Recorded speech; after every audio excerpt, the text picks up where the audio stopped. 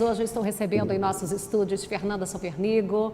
Fernanda, boa tarde, tudo bem com você? Boa tarde, tudo bem, Fabélia? A Fernanda, ela esteve conosco um período frequente e daí se afastou para ser mãe. Agora a gente está querendo retomá-la aos poucos e trazê-la. Então, para quem não conhece a Fernanda é jornalista, é produtora rural, filha de produtor rural, MBA em gestão do agro, né, Fernanda? Também em gestão rural para mulheres, eu também fiz MBA em marketing, eu fiz MBA do agronegócio e eu também sou formada em administração com ênfase em empreendedorismo e sucessão.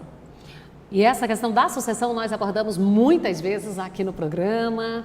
E hoje a gente ainda tem, assim, dentro de toda essa discussão na sucessão, a gente ainda tem aquela parte das mulheres participando. Eu até brinco que falo que hoje está na moda, é bonito, né? É fácil ser mulher no agro. Você acha que o tempo todo foi desse jeito? Não, Fabélia. Eu vou contar uma história da minha família. A minha avó paterna, a nona italiana, ela ajudava o pai dela na roça, né? Nós chamávamos roça. Então, ela segurava as abóboras e ele partia as abóboras ao meio. E um certo dia ele cortou os 2 dedos dela acidentalmente, né, na roça. Certamente ela ainda era bem jovem. Bem jovem, era criança, né, ajudando. E ela seguiu ajudando na roça. Ele faleceu, a minha avó trabalhou na roça, todo tipo de verdura. E com falta de 2 dedos não se aposentou não, né? Não, não se aposentou, seguiu trabalhando, fazia todo o serviço doméstico e ainda criou 10 filhos. Então, a minha avó, ela é proveniente da roça, né? Tipo, então, essa veia do agronegócio, ela já vem com a minha avó, né? Paterna.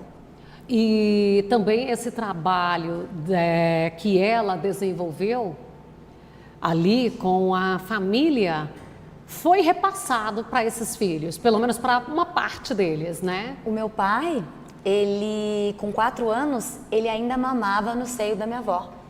E ele ia com um banquinho até a roça, onde minha avó estava, né, capinando, cortando ou colhendo alguma coisa. Ele ia lá com o banquinho mamar na minha avó. Todos os filhos, então os 10 filhos, tipo, quem estava mamando na época vinha com o banquinho lá, subia no banquinho para mamar nela enquanto ela trabalhava. Não parava nem para amamentar? Não. E admirável, hoje, né? Não resta a menor dúvida. E sempre que você fala da nona, a gente tinha, né, até bem recente, uma mulher aqui em Jataí que eu sempre achei ela bem essa característica, aquela mulher pequenininha, descendente de italiano, humildinha, que era a Dona Maria Bagestão. Então a Dona Maria Bagestão, ela criou os filhos aqui, a gente a conheceu, ela já era viúva, perdeu 2 filhos, um de uma maneira muito trágica, foi pego pela colheitadeira, né? E uma família toda em volta dela. A Dona Maria era a matriarca que continuava a trazer as decisões. Os filhos chegavam, mãe, olha, aconteceu, a safra resultou nisso aqui. A senhora quer comprar mais terras? Ou o que a senhora quer? Chegou um ponto que ela disse para os filhos, eu não quero mais terras, vamos ratear o que sobrou então. Pagou as contas e tal. Então a gente vê essas mulheres fortes, aguerridas, e que vinha com uma estrutura, porque hoje para nós criarmos filhos e tudo, a gente tem toda uma estrutura, né, Fernanda? Facilita esse lado de mulher, simplesmente mulher. E naquela época a estrutura delas não era tão fácil, né? Então, a minha avó, ela, a nona, né? Todo mundo se reunia por causa dela, né? Então, tipo, ela era o centro das atenções.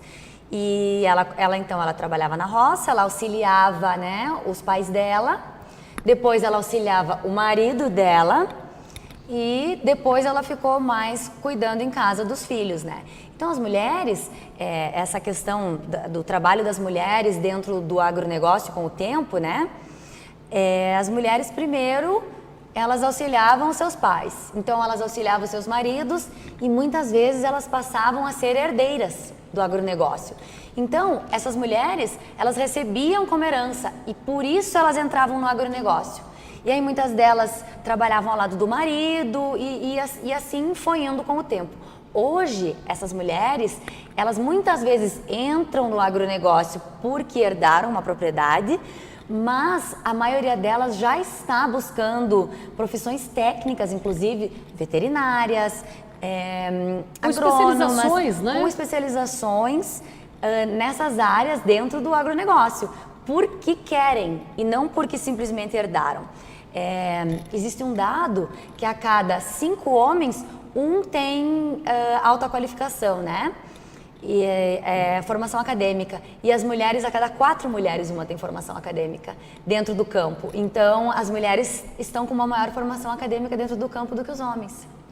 Esse índice cresce, né? E agora, semana passada, o CPEA ainda divulgou uma pesquisa que foi realizada. Nessa pesquisa, 78% das mulheres que trabalham, que atuam no agro, estão satisfeitas.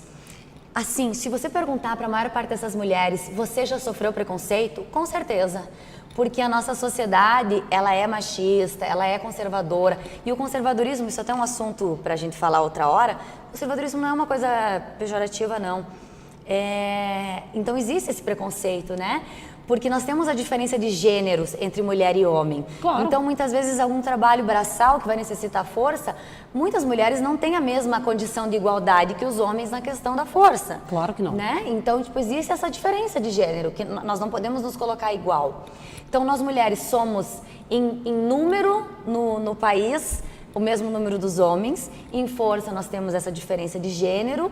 E agora, na questão educacional, dentro do campo, nós estamos acima, né? Estamos conquistando muitas coisas.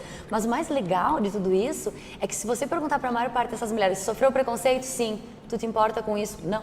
Não se deixou abater? Não, e essa questão do preconceito também, né, Fernanda, depende muito do ponto de vista e da sensibilidade onde você está. Porque existem algumas brincadeiras, porque hoje as coisas estão ficando tão sensíveis, porque às vezes se estiver ali descarregando um caminhão de cimento e um chega, dá licença, que isso aqui não é serviço de mulher, não? Pronto, foi preconceito. Não é serviço de mulher mesmo, não. Deixa os homens fazerem, vamos buscar algo mais fácil para fazer. Mas falando nessa questão, o agronegócio ele se tornou altamente tecnológico, né? Mecanizado. Todas essas questões de manejo e as tecnologias possibilitaram a saída da força bruta para o agronegócio, né? E aí essa inserção feminina? Muito maior.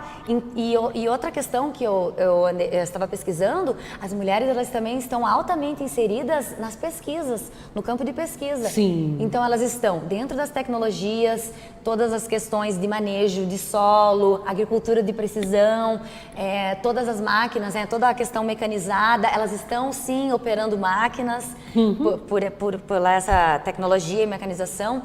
E as mulheres, muitas que estão chegando porque receberam de herança no campo, estão ficando, agregando valor e aumentando a produtividade das suas empresas.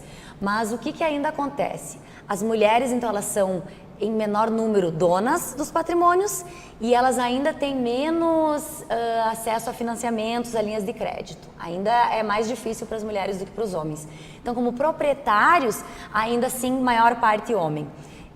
Diz que no Brasil foi feito um estudo e 31% das mulheres, me parece, em 2017, são mulheres no campo. Em 2013, eram apenas 10%. Então, viramos um número, uma evolução grande. Então, dentro dessas estatísticas, 49,5% das mulheres trabalham em minifúndios, hortifruti, floriculturas, dentro dessas criações, aves, dentro dessas áreas é a maior parte das mulheres. E aí já 26% delas estão em maiores propriedades, e daí já tem uma porcentagem em média propriedade e daí 10% só em grandes propriedades. Então, o que nós estamos vendo? A agricultura ainda é familiar. Ainda temos muitos processos de sucessão de que estão sendo tomados de pai para filhas, né? Então, que está acontecendo esses processos familiares e essas mulheres estão indo para a cidade estudar e estão voltando ao campo. Aplicando esse conhecimento no campo. E quando se fala de agricultura familiar, não se trata de tamanho de propriedade, se trata do processo dentro desta Exatamente. produção. Tanto que a palavra agronegócio, as pessoas falam, elas acham arrogante, né, a palavra agronegócio, e não, a palavra agronegócio, ela é extremamente positiva, porque ela uniu todos os processos, a indústria com o agro, o pequeno com o grande, ela conectou todo mundo dentro de um negócio que possibilita a Dona Maria do interior aqui de Jataí vender a sua alface para o seu João lá de Rio Verde, entendeu? Então foi conectando todo mundo dos processos, o agronegócio, o agrobusiness, né? E aproveitando esse gancho da Fernanda, faz parte do agronegócio qualquer produtor que comercialize algo que ele produziu, seja excedente ou não, porque às vezes fala assim, não, mas ele não vendeu só o excedente, ele vendeu até o básico dele, porque ele tinha que vender hoje, amanhã ele compra de outro. Certo, você comercializou um frango caipira, uma dúzia de ovos, 1 quilo de farinha de mandioca, pronto, está inserido no agronegócio.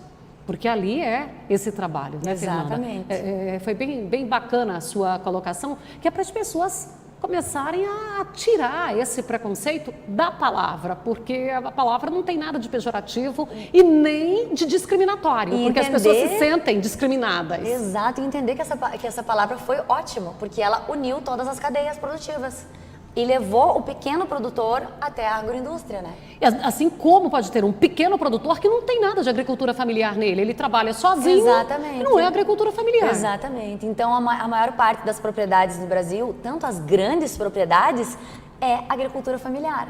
Porque ela ainda é comandada por famílias, ainda são processos sucessórios que ficam dos pais para os filhos. E outra questão dessa estatística que prejudica muito as mulheres é que ainda existe muita informalidade, né? Então, como existem muitas mulheres trabalhando na informalidade, nós não temos elas dentro da estatística, né? Então, por exemplo, nós temos muitas mulheres que vendem as coisas que elas produzem, muitas mulheres que vendem bijuterias, roupas, calçados no próprio mercado de trabalho. Então, isso não entra como estatística da mulher no mercado, Não, né? e aquela que mora lá acompanha o marido, né? O marido é o funcionário, aí ela faz pão, ela cria um frango no fundo do quintal da Vende casa ovos. e vende. Então isso aí não está nessa estatística, Exatamente. bem lembrado. E ela também é uma mulher do agro. Aí ela faz aqueles pães caseiros e vende as bolachas deliciosas. Ela é moradora lá da zona rural. Cria, faz as geleias, as compotas. Então, E vende farinha de milho, vende ovos da sua galinha, o né? requeijão, o doce de leite, né? Então ela tem ali uma atividade, só que é uma atividade independente, não formalizada, ela não entra nessas estatísticas.